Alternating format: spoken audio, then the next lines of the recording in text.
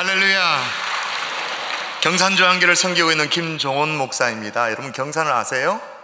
대구 옆에 있는 조그만한 위성도시라고 말할 수 있는데, 정말 오늘 여러분을 보니까 너무 좋고요. 우리 예루살렘 찬양대, 오늘 가정의 달을 맞이했는데 마치 우리의 부모님과 같은 분들께서 또 찬양도 하시고 너무 좋았던 것 같습니다. 우리 찬양대와 우리 아이들 유치부의 또 암송, 또 찬양, 우리 모두 하나님 앞에 감사의 박수 하도록 하겠습니다. 네. 저는요, 제가 말씀을 증가할 기회가 있으면 저희 교회에서도 그렇고 외부에서도 그렇고 말씀을 함께 나눌 때 제가 처음에 이렇게 백문일답의 시간을 갖습니다. 백문일답. 100가지 질문을 하더라도 답은 늘 한 가지다라는 거예요. 그게 뭐냐면 제가 뭘 묻더라도 여러분은 좋습니다라고 얘기하는 거예요. 하실 수가 있겠어요? 대답할 때 근데 중요한 게 뭐냐면 당구장 표시를 하고 뉘앙스가 중요합니다. 좋습니다 이러면 싸우자는 거예요. 어떻게 해야 될까요? 좋습니다. 자, 해볼까요? 자, 나갑니다. 여러분 오늘 어떻습니까? 여러분의 교회 어떻습니까? 여러분 이거 잘 대답하셔야 돼요. 여러분의 담임 목사님 어떻습니까? 오늘 강사 어떻습니까? 오늘 여러분의 믿음의 고백대로 하나님께서 역사하실 줄 믿습니다. 세상은 긍정의 힘을 말해요. 그죠? 세상은 긍정으로 생각하면 뭔가 역사가 일어난다고 말하지만 우리는 그걸 뛰어넘죠. 믿음의 힘을 믿는 거예요. 주님 앞에 그렇게 고백하고 믿음으로 나아가면 하나님께서 거기에 걸맞는 은혜를 부어주실 줄 믿습니다. 저는 1년 중에 가장 파릇파릇하고 정말로 찬란할 때가 언제냐고 묻는다면 어린이 주일이 있고 또 어린이날이 있는 5월 요쯤이 아닌가 그렇게 생각되어집니다. 그래서 저는 기도해요. 우리 경산조항교회, 제가 섬기고 있는 경산조항에 소속된 모든 자녀들이, 저희는 자녀들이 한 1600명 정도 출석하거든요. 우리 자녀들이 흘러가는 물결을 역류하는 정말로 물고기처럼 세파를 이기고 세상을 이기는 그런 자녀들이 되게 하여 주옵소서 그렇게 기도합니다. 또 저희 경산조항교회 우리 아이들뿐만 아니라 여러분의 자녀, 여러분의 손주, 손녀까지도 이런 은혜가 임하는 이 밤 될 수 있기를 주의 이름으로 축원합니다. 할렐루야. 여러분 아멘을 너무 잘하시네요. 우리 교회 성도들도 끝내주게 아멘 하는데 여러분 너무 잘하네요. 이야, 여러분 아이를 키우면서 참 행복하게 잘 지내던 한 부부가 있었어요. 어느 날 궁금한 거예요. 아이의 꿈이 뭔지. 그래서 유치원을 다니는 이 어린 애에게 물어봤습니다. 넌 커서 뭐가 될래? 뭐가 되고 싶니?라고 물었어요. 이 꼬마 녀석이 이제 포부를 당당하게 드러내면서 요즘 건 별로 좋은 것 같지도 않은데 대통령요 뭐 그렇게 말했어요. 대통령 되겠다라는 거예요. 그러니까 이 부모 마음이 얼마나 기특해요. 계획이 있고 자기 뜻을 뚜렷하게 그렇게 얘기하니까 너무너무 기특하잖아요. 여기서 끝냈어야 돼. 하나를 더 물어봐 버렸어. 이걸 안 물어봤어야 되는데 뭐라고 물어봤냐면, 그럼 너 대통령 되면 엄마 아빠에게 뭐 시켜줄래? 라고 물었어요. 아이의 대답이 아주 간단했습니다. 네 글자네요. 뭐냐? 짜장면요 라고 지금. 너 대통령 되면 뭐 시켜줄래? 라고 물었기 때문에 늘 시켜 먹던 거 그 시켜줄래? 짜장면요 라고 얘기해요. 여러분 우리는요, 아이가 대통령이 될래요 라고 꿈을 얘기해도 우리는 넙대대한 이 얼굴을 들이밀면서, 해맑은 아이 얼굴을 들이밀면서 그런 엄마 아빠 뭐 시켜줄래? 라고 묻는 사람들이에요. 왜 그래요? 아이에게 거는 남다른 기대가 있기 때문이겠죠.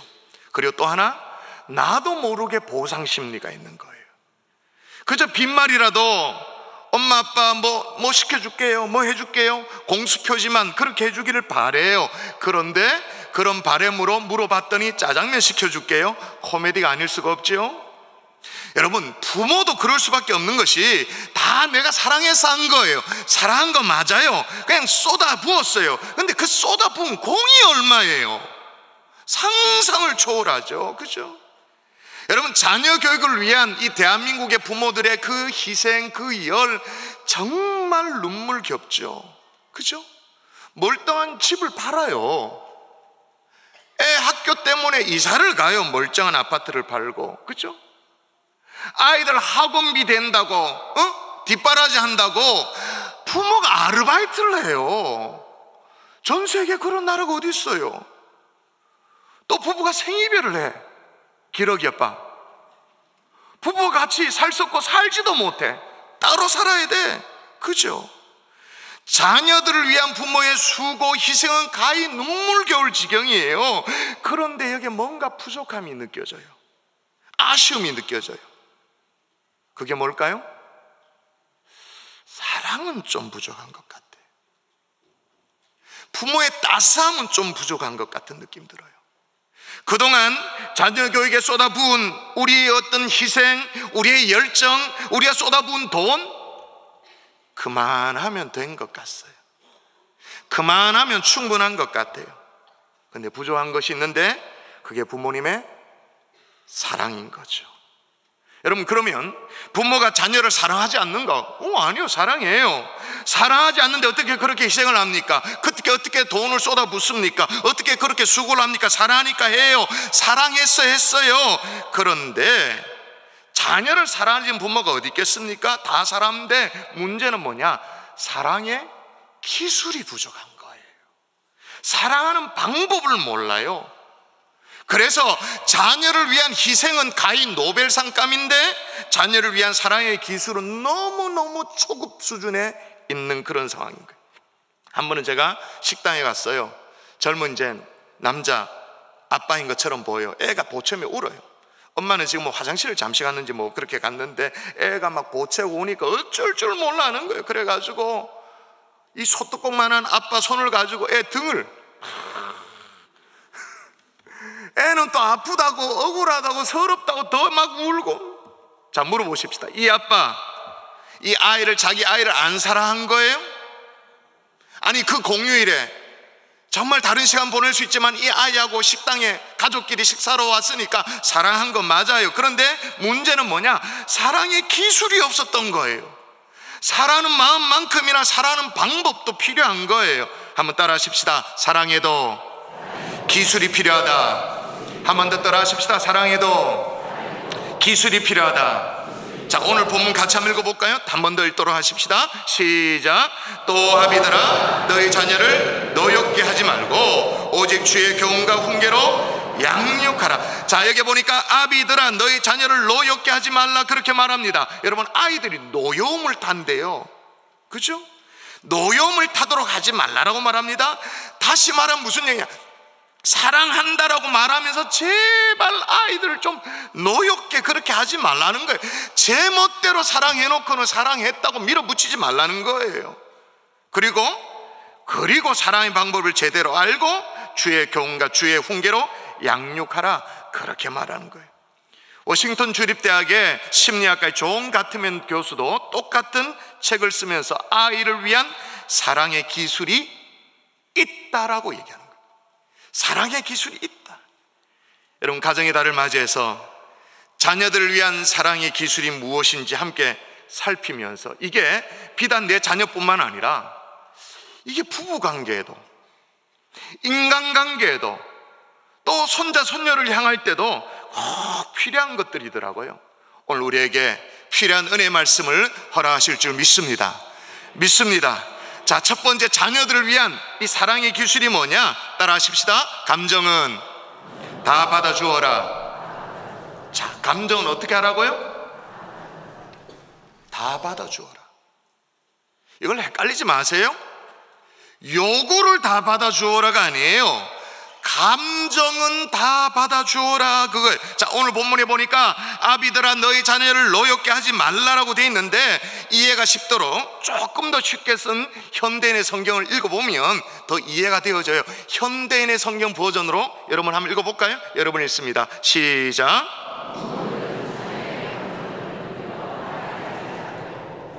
부모들은 자녀의 감정을 건드려 화나게 하지 말고 아이들의 감정을 존중해 주라는 거죠. 감정을 좀 받아주라는 거예요. 그런데 여러분, 자녀들의 감정을 받아주기 전에 선결돼야 될 문제가 있습니다. 먼저 생각해 봐야 될 문제가 있습니다. 아니, 아이들의 감정을 다 받아줘도 되는 건가? 그래도 되는 건가? 우리 초등부 아이들이 저기 앉아 있습니다만 저 초등부 아이들 모자 쓰고 분홍색 티 막 이러가 막 했는데 뭐 감정을 그럼 다 받아줘도 되는 건가? 때로는 참 사랑스럽지만 때로는 버르장머리 없을 때도 있는데, 철딱선이 없을 때도 있는데, 앞뒤도 구별 못하는 그런 아이들인데 그래도 되는 것인가? 아니 목사님, 아이들이 얼마나 영악한데 아이들의 감정을 다 받아줘도 되는 건 맞습니까? 라고 질문이 생겨요. 여러분, 우리 아이들이 성령에 이끌리면 뭐 괜찮죠. 그러나 육신에 이끌리면 역시 잘못된 길로 가기도 하잖아요. 그렇죠? 마찬가지죠. 근데 오해하지 마세요. 자녀들의 감정을 다 받아주라는 것은 옳으니까 받아주라는 게 아니에요.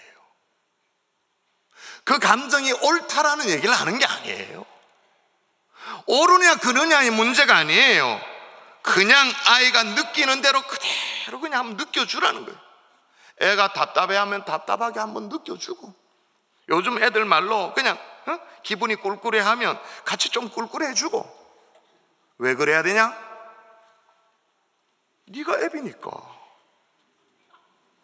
네가 애미니까. 그럼 누가 받아줄래? 한규선 목사님? 인격은 됩니다. 근데 어렵죠. 그죠? 네가 애비니까 받아줘. 부모의 의미죠. 의무잖아요. 저는 한 번씩 안 될 그런 결정을, 모진 결정을 한 그런 아이들이 우리 주변에 많아요. 저희 교회가 있는 위치가 대구에는 좀 학군이 좋은 시지라는 동네 그 옆에 있는 학군이었어요. 해마다 애들이 죽어요. 애들이 다 목매달아 죽어. 그 바로 옆에 있는 교회 담임 목사로 저는 참 미칠 지경이에요. 끔찍해요. 애들의 마음을 누군가 좀 받아줬더라면, 10대들의 아이들의 마음을 좀 받아줬더라면. 요즘 청소년 아이들이 게임밖에 할 줄 모르잖아요. 그런데 부모들은 기껏 한다는 게 뭐냐면 가위 들고 가서 막 케이블 막 잘라버려요. 여러분, 자르면 큰일 납니다. 감전사고 일어나요. 하는 게 그것밖에 없어. 오죽했으면 거기에 매달리는지. 그 아이들의 마음을 좀 받아줬었더라면.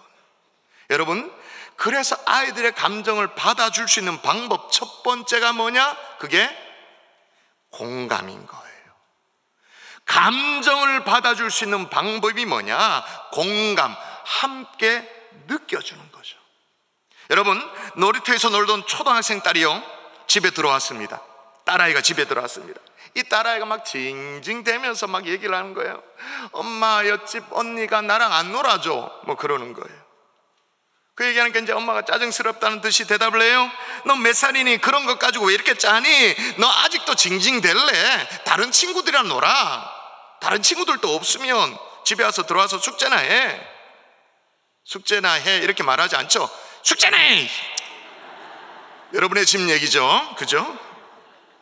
근데 여러분, 공감하는 엄마는 어떻게 할까? 옆집 언니가 엄마 안 놀아줘 라고 말할 때 긴 시간이 필요한 게 아니에요. 뭐예요? 같이 느끼면 돼. 옆집 언니랑 같이 놀고 싶었는데 안 놀아줘서 너 속상했구나. 아이가 어떻게 대답했죠?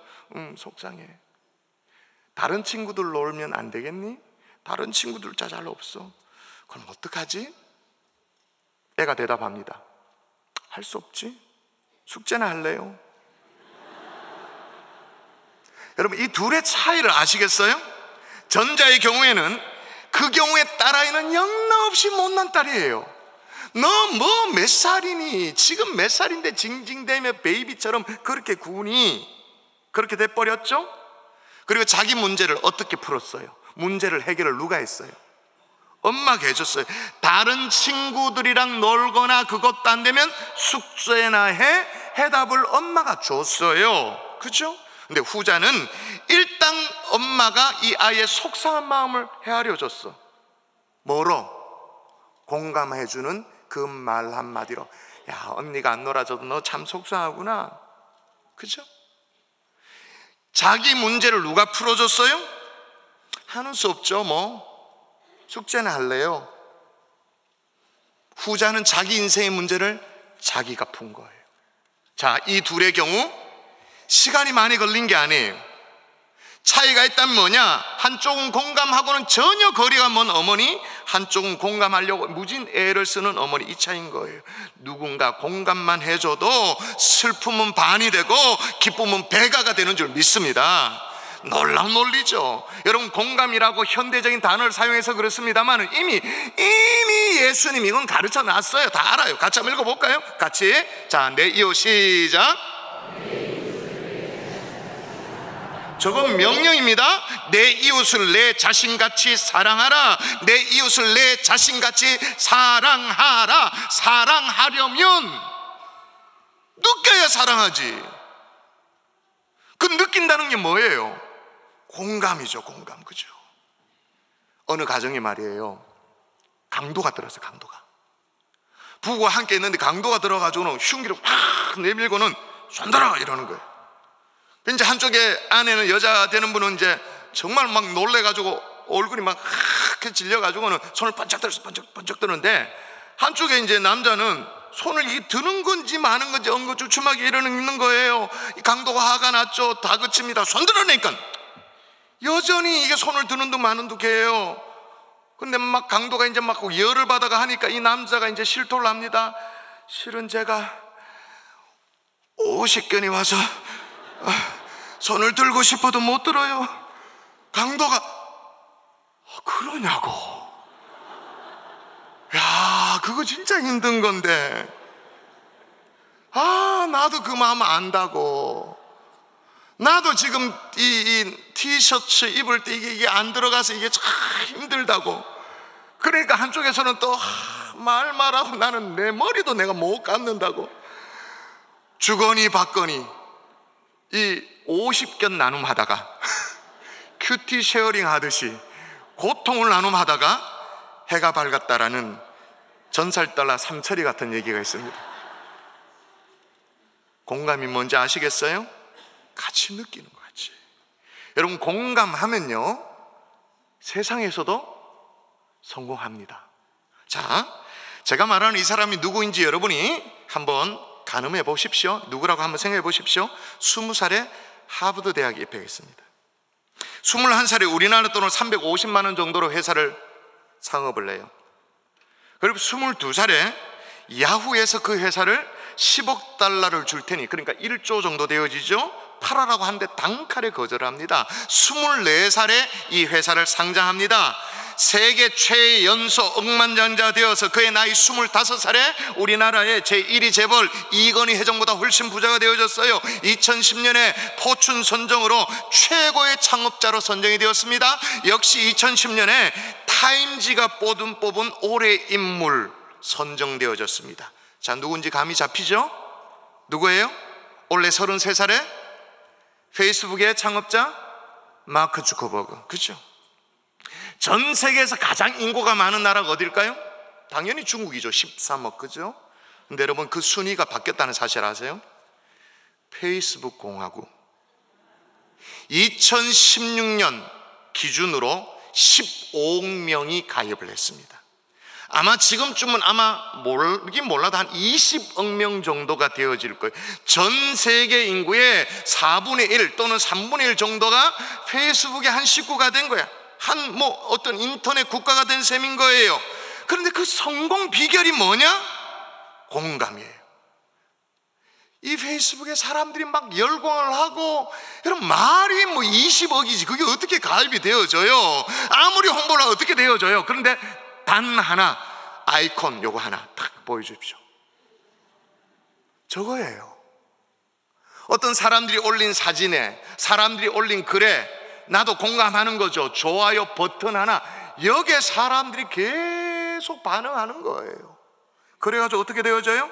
2017년 포브스 발표 기준으로 그의 개인 보유 재산이 얼마냐? 754억 달러. 그러니까 페이스북의 그 기업 어떤 가치, 그건 난 모르겠고, 개인 보유 재산이 얼마냐? 우리나라 돈으로 84조예요. 84조. 강남은 놀라지도 않네. 야, 경사는 놀라는데, 야, 84조, 세계 2위의 부자가 된 거예요. 공감으로 얻어낸 어떤 대박이라고 말할 수 있겠죠.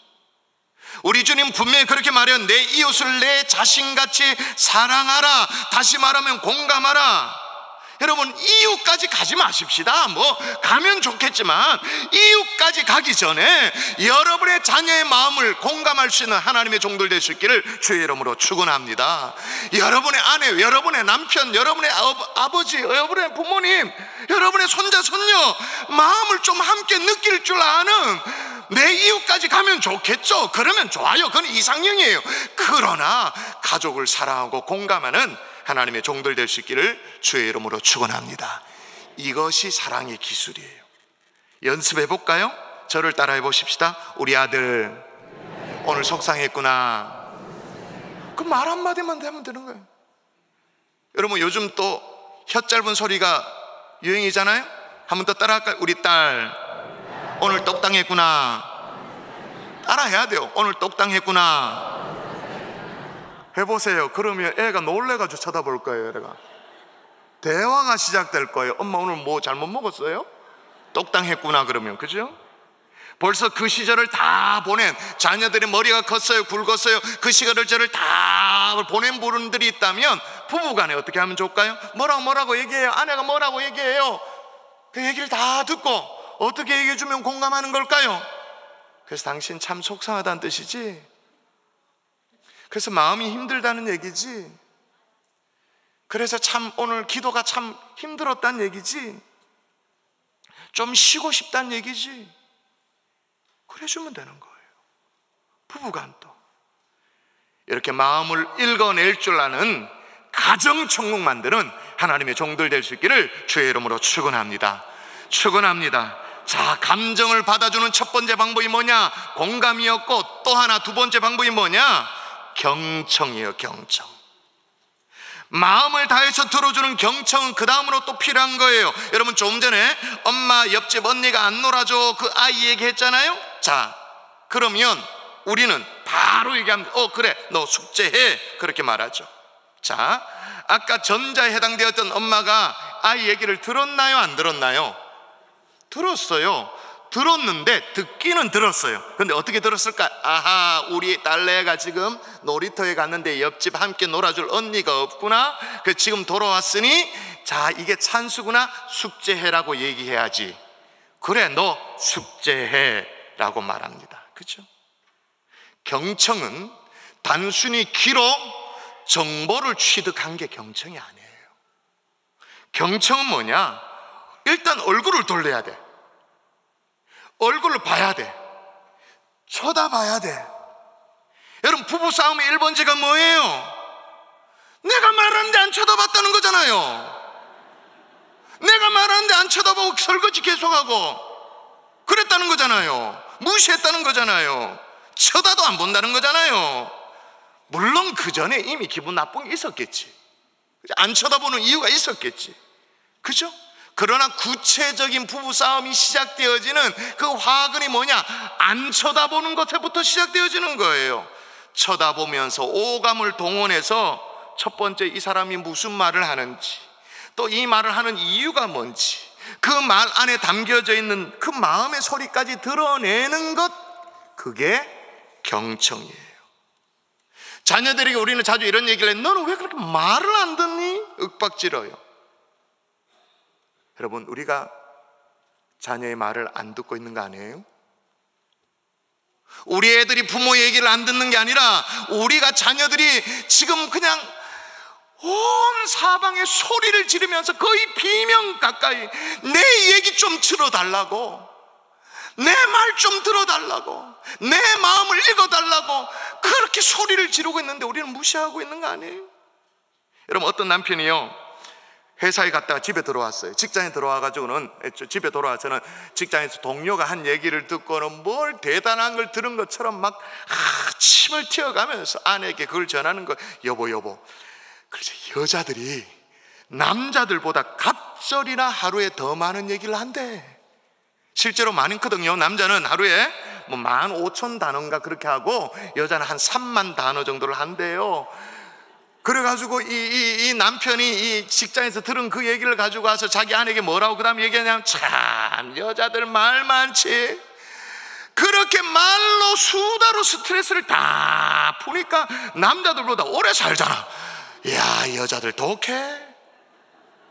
그 얘기를 다 들었어요? 아내가 억수로 딱하다는 표정으로 쯧쯧쯧 하면서 쳐다보면서 이렇게 왜 그런지 아냐고. 남편이 왜 그런데 물었어요. 남편이 대꾸를 하니까 그거야, 남자들이 여자의 말을 꼭 두 번 말하게 하잖아. 당신 양말 벗어서 어디 벗어두라고 얘기했어. 꼭 말을 두 번 하게 만들잖아. 그러니까 우리가 두 번 말해야 되지. 두 배 더 말해야 되지. 무슨 얘기를 제가 하고 있어요? 서로 안 들어요. 철저하게 안 들어요.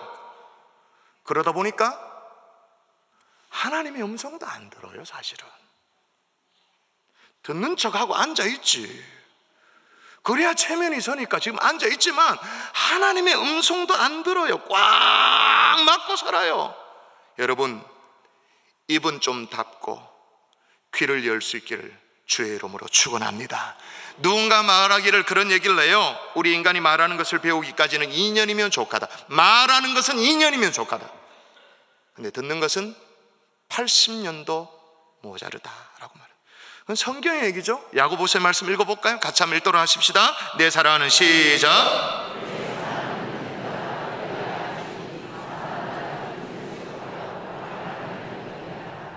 그런데 여러분, 마음의 소리를 듣는다라는 게, 경청이라는 게 한번 물어보십시다. 쉬울까요? 어려울까요? 대답. 쉬울까요? 어려울까요? 좀 어렵겠죠, 그죠? 어려운 건 맞아요. 쉽지 않아요. 경청이라는 게 굉장히 에너지가 들어요. 일단 얼굴을 쳐다보는 게 참 힘들죠. 각도를 돌려야 되니까 그것부터 잘 안 돼. 그런데 선천적으로 가능하도록 하나님이 그렇게 만들어 놨어요. 어떻게 만들어 놨냐? 여러분, 보통 사람이 1분에 말을 할 때 있잖아요. 말을 할 때 1분에 120단어 정도를 말을 한답니다. 할 수 있대요. 근데 듣는 거는 1분에 얼마를 들을 수 있냐? 600단어를 들을 수 있대요. 지금 이게 뭔 얘기예요? 양쪽에 같이 서 있어요. 이 상황이면 되겠네. 제가 말하는 입장이에요. 말하는 입장에서 1분에 아무리 빨리 해도 120단어. 근데 듣는 사람은 600단어를 들을 수 있어. 그러니까 언제나 듣는 쪽에 역량이 여유가 있어요. 여러분 생각해 보세요. 설교하다가 막 땀 흘리는 경우는 있지만 설교 듣다가 땀 흘리는 경우가 있나요? 설교 막 하다가 막 여러분이 딴 생각 못 하도록 막 딴 생각 도망가기 전에 그 생각을 끌어와야 되니까 막 빨리 설교를 진행하고 성경 읽어보자 그러고 예화를 얘기하고 막 말하는 사람 바빠가지고 막 혈압이 올라가요. 근데 설교 듣다가 혈압이 올라가 쓰러졌다. 그런 경우 있어요? 없죠. 왜 그런가? 듣는 쪽이 400단어 이상 여유가 있는 거예요. 근데 그 여유로 우리는 뭐 하죠? 딴전 피워요. 근본적으로 하나님이 우리에게 경청을 할 수 있도록 설계를 해놨단 말이에요. 우리 아들내미가, 우리 딸내미가, 우리 마누라가, 우리 남편이 뭘 얘기해도 여유가 있단 말이에요. 600단어를 소화할 수 있으니까 다 들을 수 있어요. 근데 경청이 안 되는 이유가 뭐예요? 그 꼴랑 여유를 뭘 하는데 쓰느냐? 딴 생각이에요. 딴 생각에 다 사용하는 거예요. 피상적인 대화만 하는 거예요. 여러분, 주께서 가능하도록 설계해 놓은 이 경청 다시 다듬어서 우리의 자녀에게 집중하고 우리 배우자에게 집중하는 저와 여러분 될 수 있기를 주의 이름으로 축원합니다. 여러분, 우리 아이들이 자기 얘기를 들어줄 부모를 찾습니다.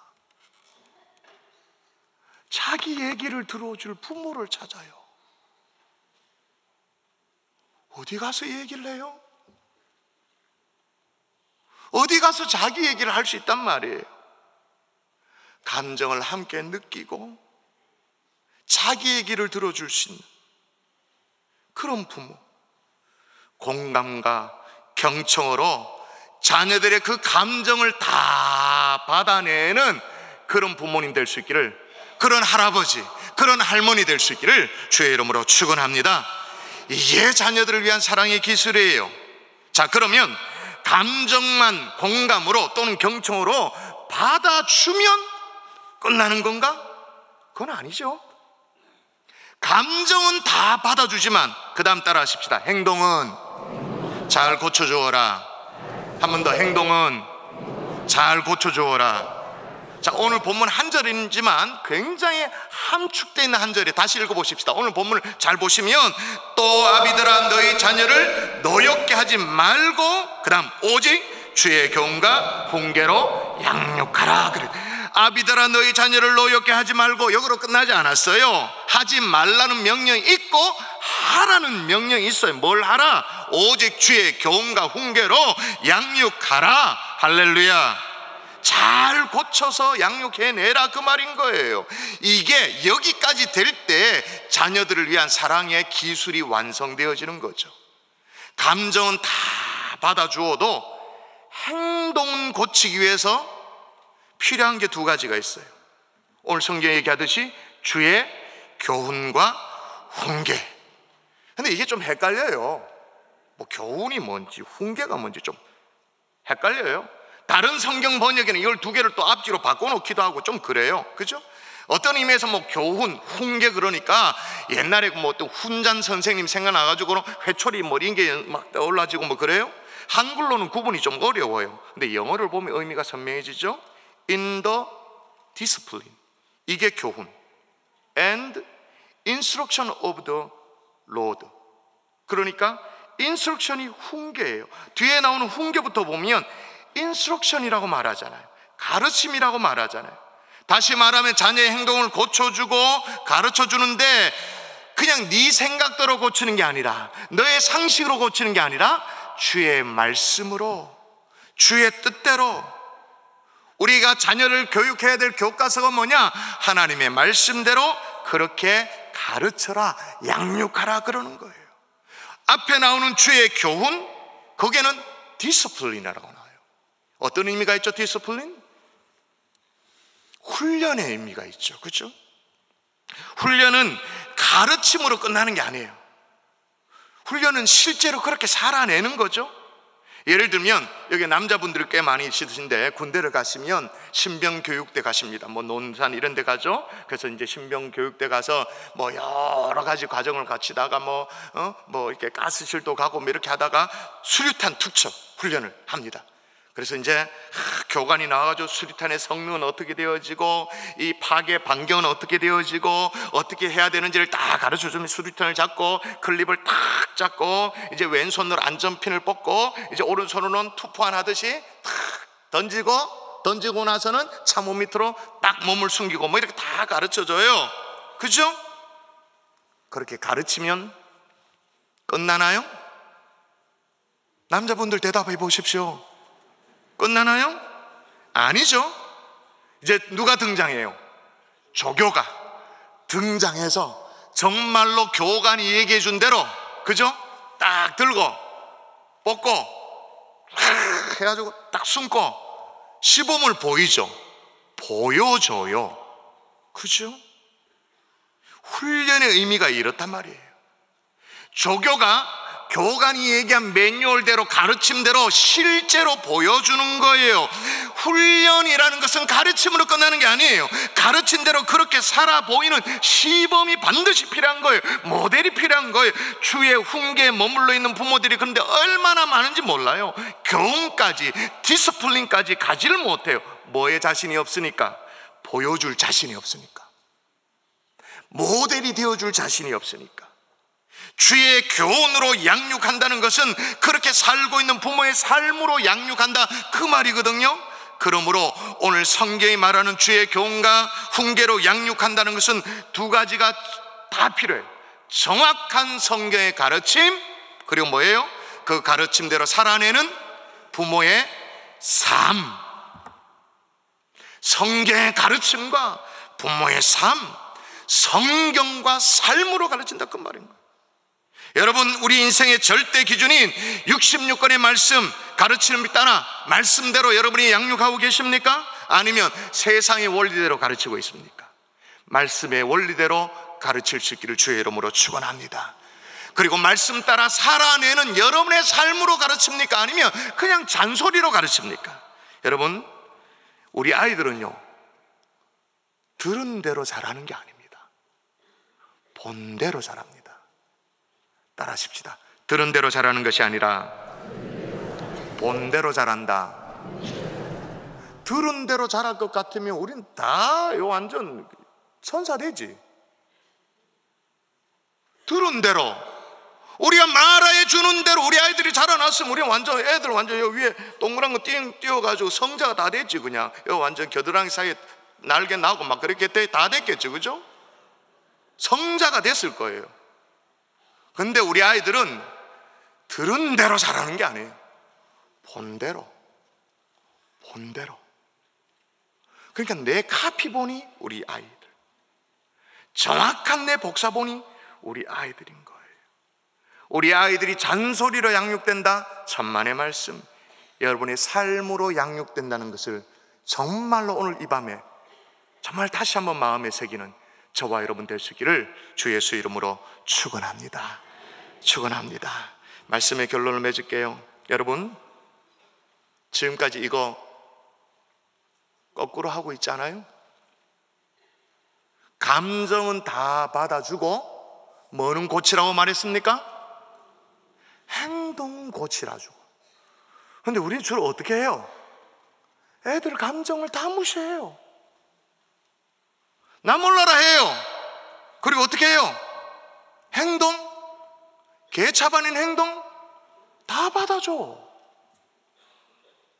거꾸로 하고 있는 거예요. 감정은 받아주고 행동은 주의 말씀으로 여러분의 삶으로 고쳐내야 되는데, 감정은 철저하게 무시하고 행동은 그냥 다 받아줘. 그러니 자녀 교육이 어제도 실패했고 오늘 또 실패하고 어쩌면 내일도 실패할 수 있을지도 모르는 거예요. 오늘 이거 고쳐야 됩니다. 감정은 받아주십시다. 옳아서 받는 게 아니란 말이에요. 내가 부모니까 누가 그 마음을 받아준단 말이에요. 공감으로, 경청으로. 그러나 행동은 머리가 굵기 전에, 자기 의지가 더 분명해지기 전에, 하나님이 우리에게 기회를 주셨을 때 주의 교훈으로, 그죠? 그리고 우리의 삶으로 정말 행동을 고쳐내는 하나님의 종들 될 수 있기를 주의 이름으로 축원합니다.